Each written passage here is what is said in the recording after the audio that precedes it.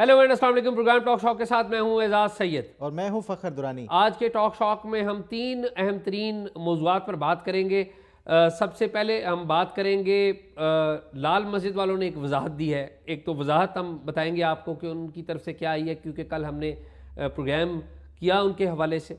दूसरे नंबर पे हम बात करेंगे जनाब इमरान खान के हवाले से कि इमरान खान रशिया गए थे, क्यों गए थे और क्या रशिया से पाकिस्तान के जो ताल्लुकात हैं उनमें कोई तब्दीली आ गई है। और तीसरे नंबर पे एक बड़ा ही अहम मामला है, वो है बलूचिस्तान की सूरत हाल बड़ी बिगड़ रही है। बलूचिस्तान की जो सूरत हाल आज बिगड़ रही है उसका बैकग्राउंड कब शुरू होता है, कब से बलूचिस्तान के अंदर अलहदगी की तहरीकें चल रही हैं और BLA जो है उसमें मरकज़ी किरदार अदा कर रही है। BLA के जो कौन लोग हैं उनके ऊपर भी हम बात करेंगे। तो आइए बातचीत का आगाज़ करते हैं। फ़खर, आप खरीद से हैं? शाह ठीक जी है, अल्लाह का शुक्र, आप सुनाएं। बस दुआएं आपकी फ़खर। शाह जी आजकल आप बड़े एम्बेसीज के फंक्शंस अटेंड कर रहे हैं। हाँ कल कोई सुना है रूस की नेशनल डे के फंक्शन पे आप पाए गए हाँ हैं। फ़खर, हाँ फ़खर, वो आपको कौन कौन था वहाँ पे के तारिक सियासतदानों? फातमी थे अच्छा। वहाँ पे। रशिया के ज़ाहिर एम्बेसडर थे, उनकी पूरा स्टाफ था रशिया की जो पाकिस्तान में एम्बेसी है। सियासतदानों में कौन था पाकिस्तान सियासतदानों में? में तारिक फातमी थे अहम, सेनेटर सहर कामरान थी और भी कुछ लोग थे। कोई अपोजिशन से थे, पीटीआई से थे? मुझे PTI का कोई बंदा नहीं नज़र आया वहाँ पे। क्योंकि वो तो बड़ा जो है ना वो करीबी समझते हैं जी कि हाँ, रूस के साथ। लेकिन अहम बात पता है क्या है मेरे लिए? अहम बात क्या थी मेरे लिए? अहम बात ये थी कि डिप्लोमेट्स और भी मुल्कों के आए हुए थे वहाँ पे। जो अफ़गानिस्तान के जो हेड ऑफ मिशन है पाकिस्तान में, सरदार शकीब, वो वहाँ पर मैंने देखा उनको, मेरी मुलाकात अच्छा भी हुई। अच्छा।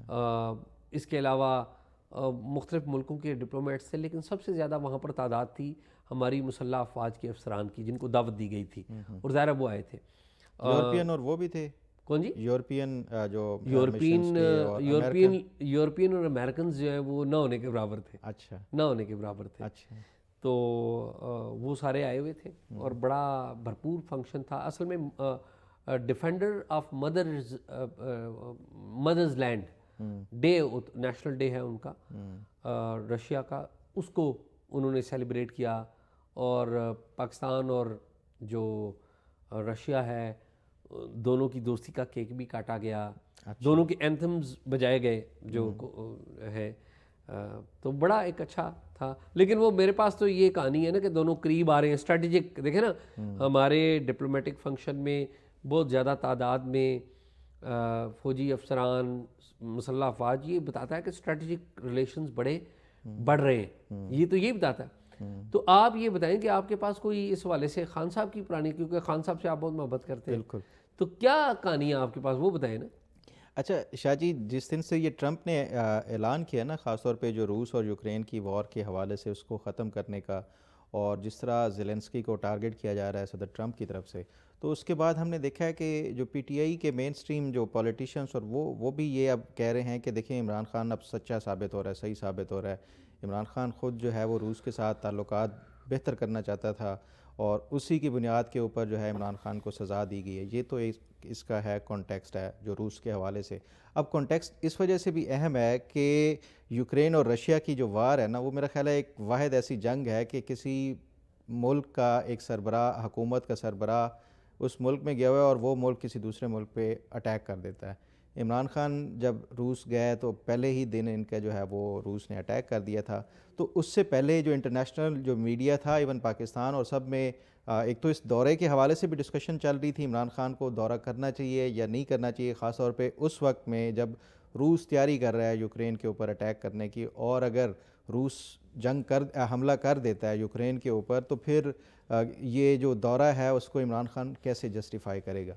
तो उस हवाले से ये पीटीआई की तरफ से ये दावा किया जा रहा था कि शायद उस टाइम की जो मिलिट्री इस्टेब्लिशमेंट थी पाकिस्तान की, उसने इसको दौरे से मना किया था। जो मैंने फिर इस हवाले से कुछ मुख्तलिफ़ लोगों से बात की और कुछ ऐसे लोगों से भी जो इस दौरे में भी शामिल थे, उनसे भी पूछा कि क्या जो असल हक़ाइक़ क्या हैं। तो शाह जी, जब ये इमरान खान ने दौरा करना था उससे एक दिन पहले अमेरिका के नेशनल सिक्योरिटी एडवाइज़र थे जैक सल्वन, वो उनकी तरफ से टेलीफोन कॉल आती है। पाकिस्तान के जो नेशनल सिक्योरिटी एडवाइज़र थे मुईद यूसुफ साहब थे उस टाइम, उनको टेलीफोन कॉल आती है और जैक सल्वन जो है वो मुईद यूसुफ साहब को ये बताते हैं कि आपके प्राइम मिनिस्टर जा रहे हैं रशिया, लेकिन हमारे पास जो क्रेडिबल जो इन्फॉर्मेशन है और इंटेल है उसकी बुनियाद के ऊपर ये प्राइम मिनिस्टर आपके उधर जाएंगे तो रशिया उस टाइम अटैक करने जा रहा है यूक्रेन के ऊपर। मतलब उसने मना नहीं किया। दूसरे लफ्ज़ों में डिप्लोमेटिकली यही होता है ना, बताना होता है, इंटीमेट करना होता है कि ये रूस जो है वो अटैक कर सकता है इमरान खान के जब वो दौरा होगा उस टाइम। तो उसको जो मुईद यूसुफ साहब हैं उन्होंने ये कह के रद्द कर दिया कि आपकी पहले भी इंटेल जो है वो गलत साबित होती हैं, ये भी गलत साबित होगी। और एक एग्ज़ाम्पल के तौर पे मुईद यूसुफ साहब ने जो जैक सॉल्वन थे उनको ये कहा कि आपने वेपन्स ऑफ मास डिस्ट्रक्शन वाली भी इस तरह की इंटेल का वो किया था कि इराक़ में ये पाए जाते हैं, तो वो भी गलत साबित हुई और रशिया वाली भी नहीं होगी। अब ये किस बुनियाद के ऊपर मुईद यूसुफ और जो इमरान खान की जो हुकूमत थी वो कर रही थी, वो कर रही थी पाकिस्तान की जो सिक्योरिटी एजेंसीज़ की तरफ से जो इंटेल थी कि रूस यूक्रेन के ऊपर हमला नहीं ये करेगा। गालबन फरवरी 2021 की बात है। 22 है, 22 सॉरी 22 के। ये मतलब इमरान खान की हुकूमत जानने से चंद हफ्ते या महीने पहले जो है ना वो। तो अब ये जिस टाइम वो कर रहे थे, मतलब मुईद यूसुफ ने उसको कहा कि आपकी ख़बर गलत है या इंटेल जो है वो गलत है। किस बुनियाद पे कह रहे थे वो? इस बुनियाद पे कह रहे थे कि जो इमरान खान की गवर्नमेंट को जो सिक्योरिटी एजेंसीज़ की तरफ से इंटेल पहुंचाई गई थी वो ये थी कि रशिया जो अपने ट्रूप्स है वो तो आगे फॉरवर्ड कर रहा है जो यूक्रेन की तरफ, और वो आगे मार्च भी कर रहे हैं, लेकिन हमला क्यों नहीं होगा और ये एक संजीदा वो अटैक की वो क्यों नहीं है? वो इस बुनियाद के ऊपर है कि लॉजिस्टिक जो है वो रशियन जो फोर्सेस की है वो उन्हें नज़र नहीं आई मूव करते हुए। यानी आपके जो फ्रंट जो है वो फोर्सेस तो जा रही हैं, उसके पीछे जो कमक भेजनी होती है वो नहीं आ रही। तो इसका मतलब ये है कि ये सिर्फ डराने के लिए यूरोप को और अमेरिका को और यूक्रेन को डराने के लिए ये फोर्सेस आगे मार्च कर रहे हैं, असल में अटैक नहीं होगा। ये असेसमेंट थी जो पाकिस्तान की जो सिक्योरिटी इंटेलिजेंस की जो वो थी और जो इमरान खान को दी गई, जिस बुनियाद के ऊपर, इस असेसमेंट की बुनियाद के ऊपर इमरान ने अपना जो दौरा था रूस का वो फाइनलाइज़ किया कि रूस को ये अटैक नहीं करने जा रहा, हम चलते हैं। तो बहरहाल वो इमरान तो खान। इसका मतलब है पाकिस्तान, आप ये कह रहे हैं कि पाकिस्तान की जो सिक्योरिटी एजेंसियां हैं उनकी असेसमेंट भी गलत है। अच्छा, इस पे फिर मैं इस पे ज़रा वो बताता हूँ कि क्या इसमें वो गलती कहाँ पे हुई। हुआ ये कि इमरान खान वहाँ पे चले गए, रूस ने उसी दिन ही अटैक कर दिया और इमरान खान ने फिर उसके बाद पुतिन से मुलाकात की और मुलाकात के बाद ये स्टेटमेंट दी कि it's an interesting time to be in Russia, जो इसने इमरान खान ने बयान दिया था। अब ये गलती कहाँ पे हुई? ये गलती सिर्फ जो बहुत सारे ममालिक की जो सिक्योरिटी इंटेलिजेंस की जो वो थी इंटेल गलत हुई, इवन रशिया की अपनी भी वो असेसमेंट इस वजह से गलत हुई कि रशिया ने जो आगे अपने ट्रूप्स फॉरवर्ड किए थे ना, वो ये समझ रहा था जिस तरह उससे कुछ अर्सा पहले क्रीमिया में इन्होंने चढ़ाई की थी और क्रीमिया में एक झटपट में इन्होंने वो करके अपना जो मकासद थे वो हासिल कर लिए थे मिलिटरीली। तो यही समझ रहे थे कि यूक्रेन में भी हमें जो लॉजिस्टिक और ये बड़े पैमाने के ऊपर मूव करने की ज़रूरत नहीं है, इस बुनियाद के ऊपर कि हम जल्दी से जाएंगे अपने मकासद हासिल करते हुए और वापस आ जाएंगे। लेकिन इनको ये गलत रशियन जो असेसमेंट थी वो भी गलत साबित हुई कि यूक्रेन भी ऑलरेडी तैयार था, उसमें उनको ये अब तो सामने आ गया ना कि अमेरिका की तरफ से इमदाद थी, यूरोपियन यूनियन की तरफ से, अब 3 साल हो गए हैं, वो जंग ख़त्म नहीं हुई अभी तक। तो ये एक जो इस बुनियाद के ऊपर इमरान खान ने वो दौरा किया। अच्छा, जब ये अटैक हो गया वहाँ पे तो उस इमरान खान को फिर ये मुईद यूसुफ साहब ने फिर कहा कि ये अब मुनासिब नहीं लगता, रशिया ने अटैक कर दिया, आपने मुलाकात हो गई हमारी जो पुतिन के साथ, तो इस दौरे को मज़ीद जारी रखना मेरा ख्याल है कि वो कहते हैं कि गलत है, इसलिए हमें वापस जाना चाहिए।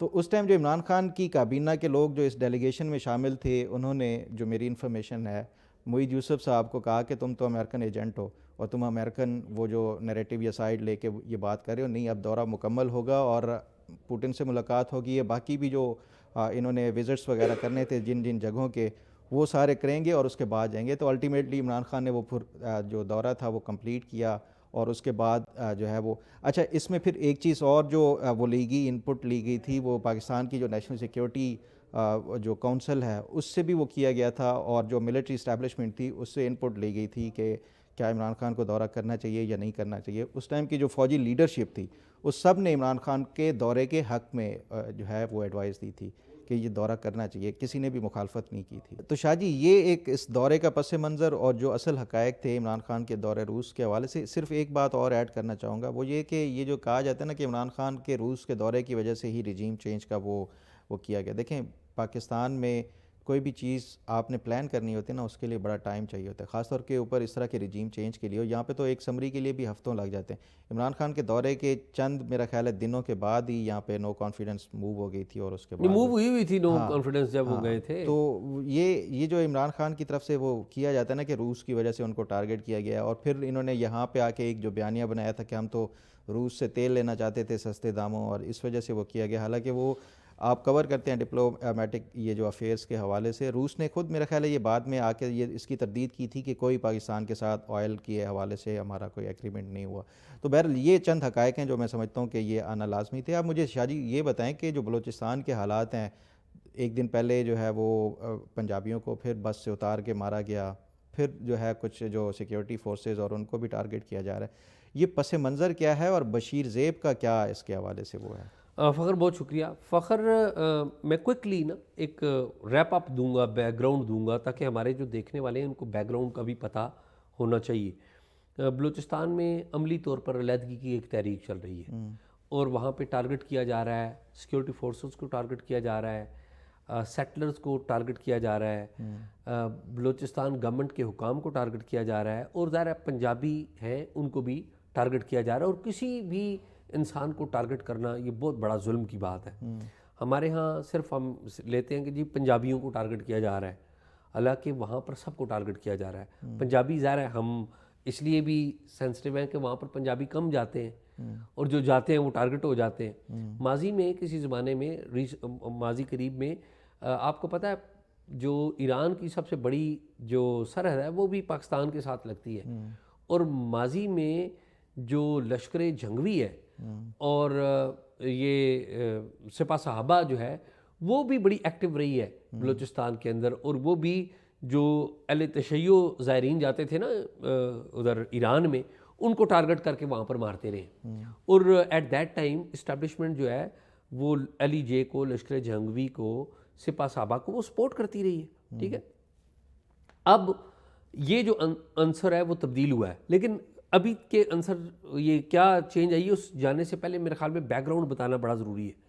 देखिए अमली तौर पे इस वक्त बलूचिस्तान में कमो बेश ये 5वीं मज़ामती तहरीक जो है, या अलहदगी की तहरीक आप कह लें, ये चल रही है। सबसे पहली जो मज़ामती तहरीक जो चली वो 1948 में, यानी कि 1947 में पाकिस्तान आया, 1948 में एक अलहदगी की तहरीक या मज़ामत की तहरीक कहें तो ज़्यादा अच्छा है, कि वो खान अफकलात ने एट दैट टाइम चलाई। और वो क्यों चलाई? उन्होंने कहा कि देखिए आपने जो हमारे साथ जुल्म ये किया है कि जो कल्लात का इलाका है उसको आपने शामिल कर लिया है अपने साथ। और at that time prince Abdul Karim उस वक्त खान ऑफ कल्लात थे, उन्होंने ये अलहदगी की जो मज़ामत की जो तहरीक है वो एट दैट टाइम उन्होंने चलाई। तो आजकल जो खान ऑफ कल्लात हैं इनके इन्हीं के नहीं, इनकी जो एक्चुअल जो खान ऑफ कल्लात है वो तो बरतानिया में बैठे हुए हैं। अच्छा, ठीक है, अब उसकी फैमिली के कुछ ऐसे लोग हैं जो गवर्नमेंट के साथ या इस्टेब्लिशमेंट के साथ भी हैं। जो दूसरी अलहदगी की या मज़ामत की जो दूसरी तहरीक थी वो 1958 में 10 साल के बाद चली। और that is very very interesting. बहुत कम लोग हैं जो जानते हैं कि उस वक्त जो तहरीक थी 1958-59 में वो चली, 58 में शुरू हुई, 1 साल तक रही, वो नवाब नौरोज़ खान ने चलाई थी। अच्छा, और वो क्यों चलाई थी? वो उस वक्त के जो फौजी हुक्मरान थे जनरल अयूब खान, उन्होंने आपको याद होगा पाकिस्तान को 1 यूनिट करार दे दिया था। और पाकिस्तान को 1 यूनिट क्यों करार दिया था? वो चल रहा था बांग्लादेश के साथ मामला चल रहा था, उधर चीज़ें सेटल नहीं कर रहे थे। और सच्ची बात यह है कि अगर तारीख़ को आप देखें तो बांग्लादेश की अलहदगी की जो वजूहात में एक बड़ी वजह उस वक्त के जो फौजी हुक्मरान थे जनरल अयूब खान, उनका रवैया भी था। जनरल अयूब खान ने अपनी डायरीज़ में भी बाय द वे ये लिखा हुआ है कि उन्होंने कहा जी ये जो बांग्लादेश के सूरत और उसके ऊपर वो बड़ी नेगेटिव कमेंटिंग की हुई है, कमेंट्री की हुई है। खैर, तो एट दैट टाइम नवाब नौरोज़ खान जो बलोच थे उन्होंने कहा कि यार ये तो बड़ा ज़्यादती है कि आप हमारी आइडेंटिटी को ख़त्म कर रहे हैं। उन्होंने एहतजाज किया और फिर वो पहाड़ों के ऊपर चढ़ गए।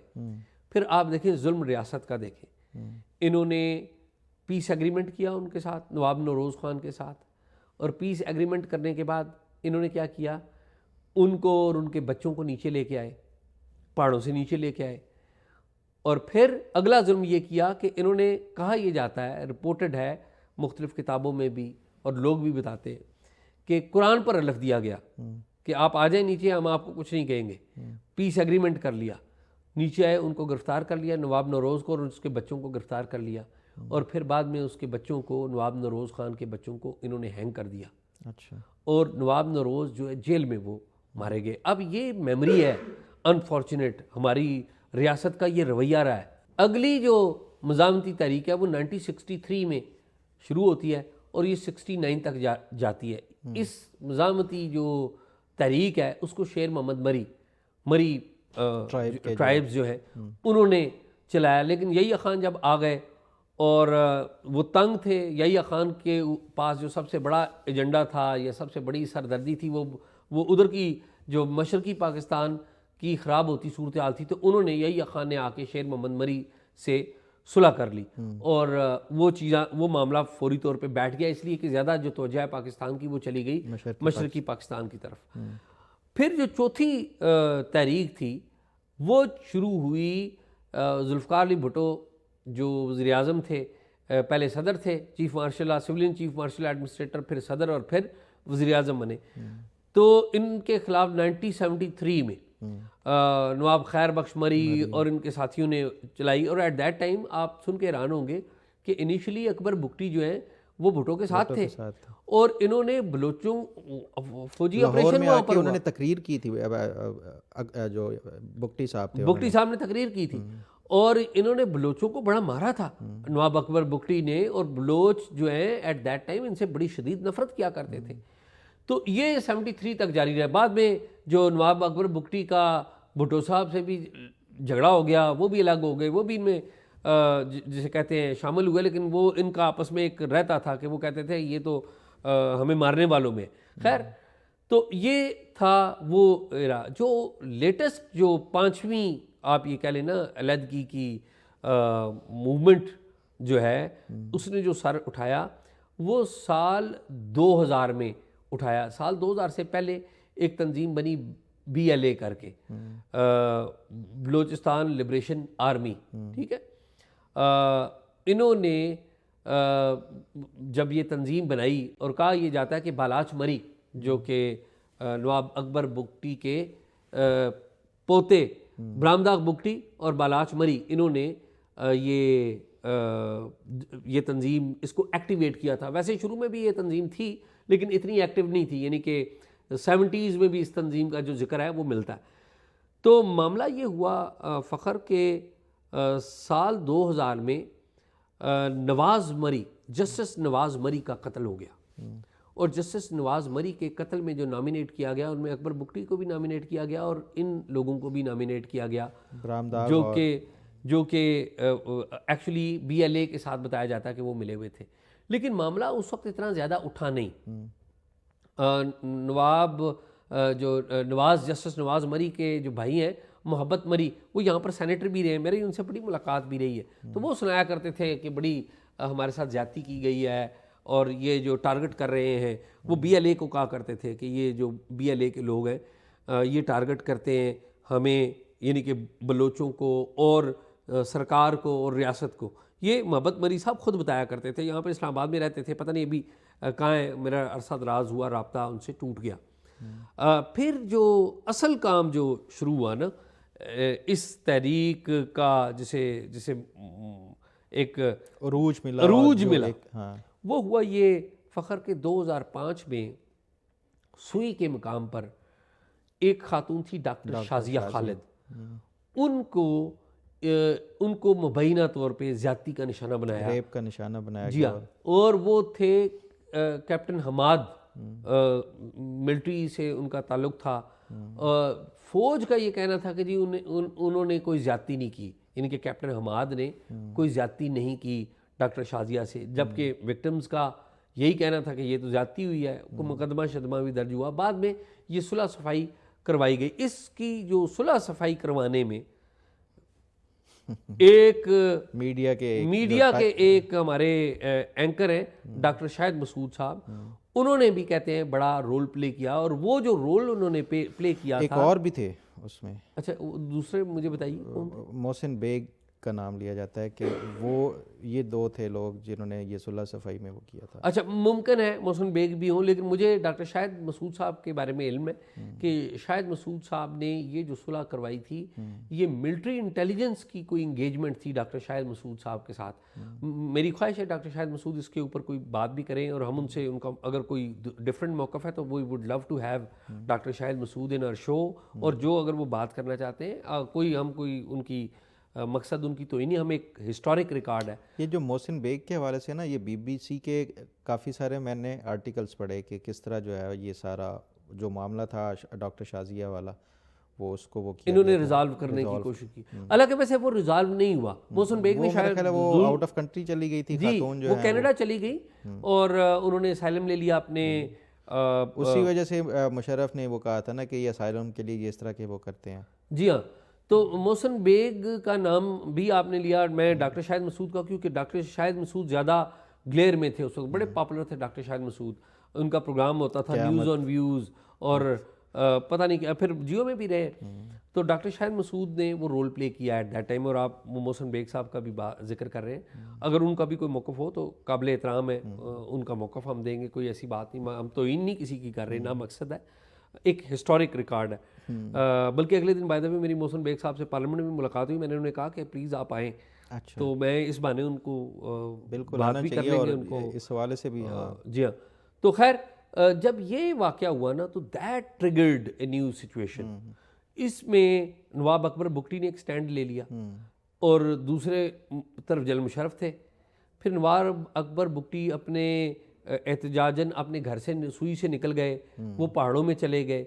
फिर 26 अगस्त 2006 को नवाब अकबर बुगटी का जिस केव में वो छुपे हुए थे, उस केव को कहते हैं बम्बार्ड किया गया। दो इसमें अकाउंट हैं। एक अकाउंट ये है कि वहाँ पर एफसी ने या फौज ने कार्रवाई की और वो केव नीचे गिरा दिया। एक और अकाउंट भी है, और वो भी बड़ा एक डिफरेंट अकाउंट है। वो ये है कि कहा यह जाता है कि नवाब अकबर बुगटी के बारे में जब पता लग गया फोर्सेस को कि वो इस गार में छुपे हैं या गार में मौजूद हैं, तो नवाब अकबर बुगटी से जो एक डेलीगेशन है वो मिलने गया, जो कि फ़ौजी अफसरों का डेलीगेशन था। और नवाब अकबर बुगटी जो है उन्होंने डेटोनेट किया, और वो जो गार है वो नीचे जो गिर गया। क्योंकि नवाब अकबर बुगटी ये चाहते थे, वो कहते थे मैं एक ऑनरेबल आदमी हूँ, मैं गिरफ्तारी नहीं दूंगा, मैं ये नहीं चाहूँगा। अच्छा, बाय द वे ब्रामदाग बुगटी वो आजकल बाहर है, वो उनके साथ थे, यानी कि उस वक्त तक उनके साथ थे, इस वाक़े से, ऑपरेशन से पहले तक, उस ऑपरेशन से चंद दिन पहले तक उनके साथ थे। फिर ये यहाँ से चले गए थे अफ़गानिस्तान, और फिर वहाँ से बाहर चले गए। मेरी बड़ी ख्वाहिश रही ब्रामदाग बुगटी से उनका अकाउंट सुनूं कि कैसे वो बाहर गए, क्योंकि दैट इज़ वेरी इंटरेस्टिंग। एक दो दफ़ा मेरी ब्रामदाग बुगटी साहब से रब्ता भी हुआ, बात भी हुई, तो बस कोई ऐसा कोई सिलसिला हुआ कि मैं उनको रिकॉर्ड नहीं कर पाया। तो खैर कभी ज़रूर उनको रिकॉर्ड करेंगे, क्योंकि वो बहुत सारी चीज़ों को तारीख़ी हवाले से वो जानते हैं। खैर, तो ये जब वाक़या हुआ, अकबर बुगटी जो है वो जब जहाँ बहक हुए, तो बड़ा ही ज़ाहिर है एक पूरे बलूचिस्तान में आग लग गई, और बड़ी एक बुरी सूरत है। और वो जो गुस्सा बलोच अवाम में है वो आज तक है। और फिर एक पूरा एक सिलसिला है इसमें, जो इसमें जो डबल काम जिसने कर दिया ना, पहले भी मिसिंग पर्सनस थे, वो डबल हो गए मिसिंग पर्सनस का। ये नहीं कि जो रियासत ने एक पॉलिसी बनाई हुई है, उठाओ बंदे गायब कर दो, उठाओ बंदे मारो गायब कर दो, ठीक है, लेकिन उसके जवाब में शाह जी मेरा एक, सॉरी आपकी बात काट रहा हूँ, एक सवाल है, बुनियादी सवाल। जो BLA की पहली क़यादत थी वो और जो मौजूदा क़यादत है, अब इसमें बुनियादी फ़र्क क्या है? बुनियादी फ़र्क मैं बताता हूँ, मैं इसी सीक्वेंस में मैं एंड पे बताता हूँ। बहुत बुनियादी सवाल किया आपने। फ़ख्र हुआ ये कि उस वक्त से लेकर अब तक ना मुख्तलिफ फेजेज़ हैं BLA के। पहले क़यादत थी बड़े नामों के साथ, अब जो मौजूदा डॉक्टर अल्लाह नज़र इसमें आए। आजकल जो BLA जो है वो बशीर ज़ेब के हाथ में, और ये कौन है? ये बशीर ज़ेब जो है ये यूनिवर्सिटी ग्रेजुएट हैं, यंग हैं, तलबा पॉलिटिक्स इन्होंने की हुई है। और कहते हैं कि इनकी अपनी भी एक दास्तान है। इनकी फैमिली के मेंबर्स जो हैं उनको भी इसी तरह मिसिंग बनाया गया था, और इनके कुछ दोस्तों को भी। इन्होंने जो BLA है उसको एक इंटायरली एक डिफरेंट रंग दे दिया है। और डिफरेंट रंग ये दे दिए, नंबर 1 कि जो पहले नवाबों के हाथ में थी बलोचिस्तान की अलहदगी की तहरीक, अब वो नवाबों के हाथों से निकलकर इन आम बंदों के हाथ में है, और ये किसी के कंट्रोल में नहीं है। बशीर ज़ेब जो है वो बड़े इंडिपेंडेंट हैं और वो रुपोश ज़ाहिर है। और पाकिस्तान की जो सरकार और पाकिस्तान की रियासत ये कहती है कि इनको बशीर ज़ेब को भारतीय जो है वो सपोर्ट करती है। और ज़ाहिर है BLA वगैरह ये तो इसको डिनाई करते हैं। काफ़ी पहले मेरी बरामदा बुगटी जो बैरून मुल्क है उनसे मेरी बात हुई थी, तो वो तो कहते, उन्होंने मुझे कहा, उन्होंने कहा जी हम तो मुज़ाकरात चाहते हैं, हमसे कोई करता नहीं है। मैंने उनसे पूछा, मैंने कहा जी आप हिंदुस्तान आपको सपोर्ट करता है? उन्होंने कहा जी हम चाहते हैं हमें कोई भी करे, लेकिन कर नहीं रहा, बकौल उनका। लेकिन मैंने उनकी बातों में एक बात ज़रूर ये देखी थी कि दे वर इंटरेस्टेड टू टॉक, वो विलिंग है। वो बरामदा बुगटी जो है या जो बैरून मुमालिक जो लोग थे वो जेन्युइनली बात करना चाहते थे। और जनरल जंजुआ जो थे, आपको पता है ना, उन्होंने बातचीत शुरू भी की थी, लेकिन eight that time Nawaz Sharif की हुकूमत में, तो एट दैट टाइम मेरे ख्याल में इस्टेब्लिशमेंट ने वो बात आगे बढ़ने नहीं दी। जनरल नासिर जंजुआ और उसके बाद फिर जो जनरल आमिर थे, ये दोनों मेरा ख्याल है वो उस टाइम बातचीत के हक में ये थे शायद। मेरे ख्याल में जो उस वक्त की जो पॉलिटिकल क़यादत थी, नवाज शरीफ चाहते थे, आसफ अली जरदारी भी चाहते थे कि इनसे बातचीत हो। और जो जनरल नासिर जंजुआ है ये इनका अच्छी रिप्यूट के तौर पे जानी जाती है, कोर कमांडर भी वहाँ जी, कोर कमांडर भी वहाँ पर थे और लोगों से मिलना जुलना था इनका। अनलाइक अदर जो हमारे मिलिट्री अफसर थे, इनकी अच्छी वहाँ पर थी, और ये बातचीत के लिए वहाँ पर इन्होंने काफ़ी एफर्ट की थी। लेकिन अगेन मिलिट्री की एक माइंड सेट है, ज़ाहिर है जब उनका कोई फौजी जवान जाँ बाग होता है तो फिर वो रिएक्ट करते हैं। लेकिन ये जो पॉलिसी है ना, missing policy, that is damaging. अब देखिए ना, बलूचिस्तान में आपको अच्छा लगे या बुरा लगे, पब्लिक में जाए तो सबसे पॉपुलर लीडर वहाँ पे मारंग बलोच है। अच्छा, आपको अच्छा लगे या बुरा लगे, उसमें रियासत का भी तो कोई किरदार है ना, ठीक है। ज़ाहिर मिलिटेंसी तो नहीं है कबूल। अब जो आपने मेरे ख्याल में जो सवाल किया, मैंने उसका जवाब दे दिया कि अब बशीर ज़ेब जो है उनके हाथ में चीज़ें, और let's hope for the best कि ये चीज़ें ये ठीक हों, चीज़ें ये ख़राबी की तरफ ना जाएं, और जितने भी लोग हैं उनसे मुज़ाकरात हों। लेकिन ये मुज़ाकरात तब तक नहीं होंगे जब तक हमारी सियासी क़यादत आगे नहीं बढ़ेगी, एक बात संजीदगी। और सियासी क़यादत से भी बढ़कर ये जो हमारी मिलिट्री क़यादत है ना, इसको भी मेरे ख्याल में थोड़ा पीछे आना चाहिए। ये मार कुटाई या मिसिंग पर्सन कर देने से मसाइल हल नहीं होंगे। अच्छा इशा जी, अब ज़रा बात कर लें लाल मस्जिद के हवाले से, उनकी कोई वजाहत है वो ज़रा बताएं। फ़खर, बहुत शुक्रिया, आपने याद करा दिया। दो चीज़ें, हाफिज़ एहतिशाम हैं लाल मस्जिद के साथ, पहले भी उनके किस ज़माने में उनके तर्जमान थे, अब मुझे नहीं पता कि उनका ओहदा क्या है, लेकिन आजकल वो ये मौलाना अब्दुल अजीज़ जो है उनके साथ है। मुझे उनका फ़ोन आया हाफिज़ एहतिशाम का, तो उन्होंने कहा जी मौलाना अब्दुल अजीज़ ने 2 पैगाम आपको भेजे। तो मैंने कहा जी खैरियत हो? उन्होंने कहा जी एक बात तो ये है कि आपने अपने प्रोग्राम में कहा है कि उम्मे हसान जो है वहाँ पर एहतजाज करने गई हैं। उन्होंने कहा जी वो एहतजाज करने नहीं गई हैं, अगर उन्होंने एहतजाज करने जाना होता तो वो 7 तालिबात के साथ, कम उम्र तालिबात के साथ ना जाती, ज़्यादा लोग जाते। एक तो उन्होंने ये पैगाम दिया। दूसरी बात उन्होंने जो वजाहत की, उन्होंने कहा जी आपने राजा दिलावर का जिक्र किया है और एक इम्प्लाई किया है कि हमारा कोई रोल था। तो उन्होंने कहा कि नहीं ऐसी बात नहीं, हमारा कोई रोल नहीं है, हम तो राजा दिलावर को बचाना चाहते थे और हमने अपना एक नुमाइंदा भी भेजा कि राजा दिलावर को छोड़ दिया जाए। तो ये 2 वजाहतें मौलाना अब्दुल अजीज़ की जो उन्होंने दी हैं, बसद एहतराम। आज वैसे बाय द वे उम्मे एहसान साहिबा को आज सिपरा साहब की अदालत में इंसदाद दहशतगर्दी की अदालत में दोबारा पेश किया गया और उनको रिमांड के लिए पुलिस के हवाले कर दिया गया। तो ये वैसे मामला बड़ा नाजुक है। आप देखिए कि हमारी जो फ़ौज है उसके जवान यहाँ पर लाल मस्जिद ऑपरेशन में जाँ बाग हुए हैं, बड़ी अफसोसनाक। और वो मिलिटेंट्स ने जो कि लाल मस्जिद के अंदर छुपे हुए थे उनकी कार्रवाई थी ना, वो ऐसा तो नहीं था, वो हुए हैं। और बाद में लाल मस्जिद में जो बच्चे थे वो भी जाँ बहक हुए हैं। और ये अफसोसनाक है, खून किसी भी पाकिस्तानी का गिरे, चाहे वो दाढ़ी वाला है, चाहे वो बगैर दाढ़ी के है, चाहे वो मुस्लिम लिबरल हो, है, नॉन प्रोग्रेसिव मुस्लिम है, हो, चाहे वो सबकी जान जो है वो कीमती है।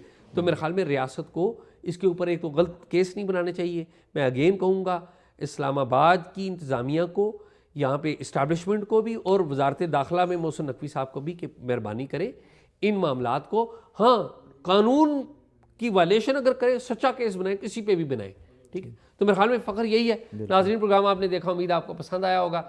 आज तक के लिए यही, अल्लाह हाफिज़।